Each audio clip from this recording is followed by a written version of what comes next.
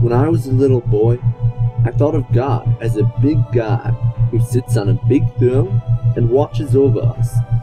Well, that picture painted in my mind might seem to be slightly uninspired.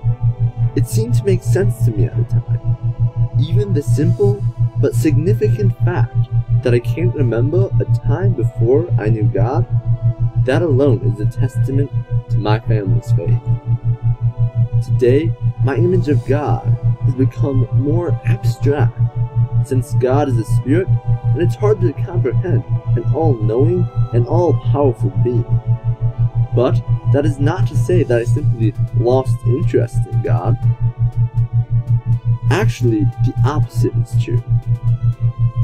When my parents got a divorce, it didn't seem to affect my relationship with God. I feel the two things are totally unrelated. Changing my attitude about God because of the divorce didn't make any sense to me at all. After all, God gave us free will, and in essence, what that means is the ability to make mistakes. So why would I blame God for what my parents had chosen?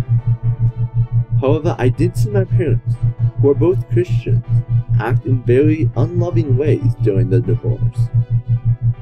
This was especially apparent with the way money was handled. My dad did not feel it was his responsibility to provide for my brothers and me. My mother was frustrated because money was always a problem. Neither one of them seemed to be thinking of how their actions were affecting us. So I lost the sense that kids are supposed to get as far as their parents giving them an image of God. Many qualities and characteristics come to mind as I think of God. First, He is a loving being who has created a wonderful world for us to live in and sustains our lives.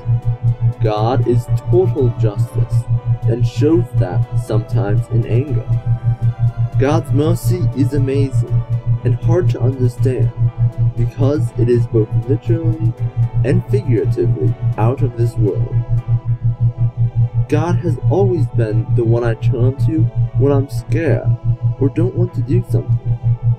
I constantly turn to God in prayer, knowing that He will help me if it is His will.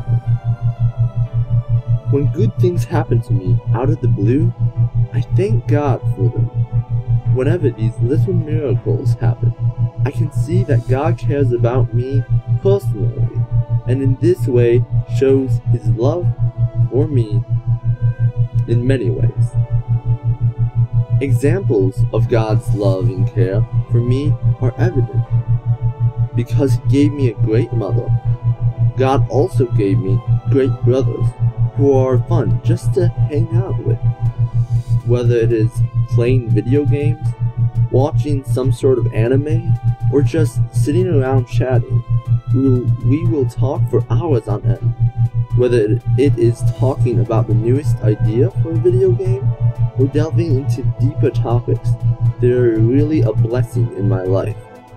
Sometimes we don't really think about some of the things God does for us, like how He is constantly protecting me from Satan and sin in general on a daily basis. Think about it.